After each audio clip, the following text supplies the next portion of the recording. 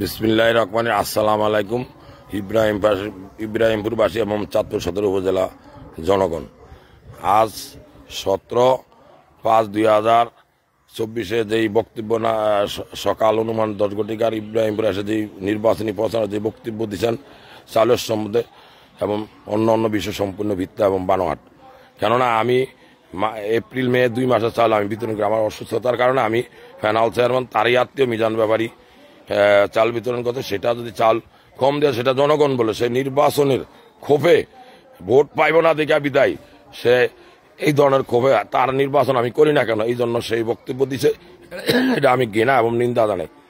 উনি যে আইডি দিয়ে স্ট্যাটাস দিচ্ছে আইডিটা হলো তার রফিক মিদ্দা, এমন বাগিকে না করে দেওয়া চান্দ্রা ইব্রাহিমপুর বিভিন্ন ইউনিয়নে মানুষ দিয়ে এমন বাগিনা নীতি করছে। সে আমাদের সাথে সমন্বয় করেনি গত 5 বছর। আর জনগণে সেটা 21 তারিখে জবাব দিবে এবং আমি তার এই মিথ্যা কথা মিথ্যার প্রতিবাদ জানাই, তীব্র নিন্দা জানাই, ঘৃণা জানাই। এবং মাটিকে ইব্রাহিমপুর কেটে নিচ্ছে 2000 টাকা করে জনগণ কে নিচ্ছে, এটা জনগণই সাক্ষী এবং প্রমাণ দিবে। এই কথা বলে আমার বক্তব্য শেষ। আসসালামু আলাইকুম। পরে প্রয়োজন হলে আবার কথা বলবো। আল্লাহ হাফেজ।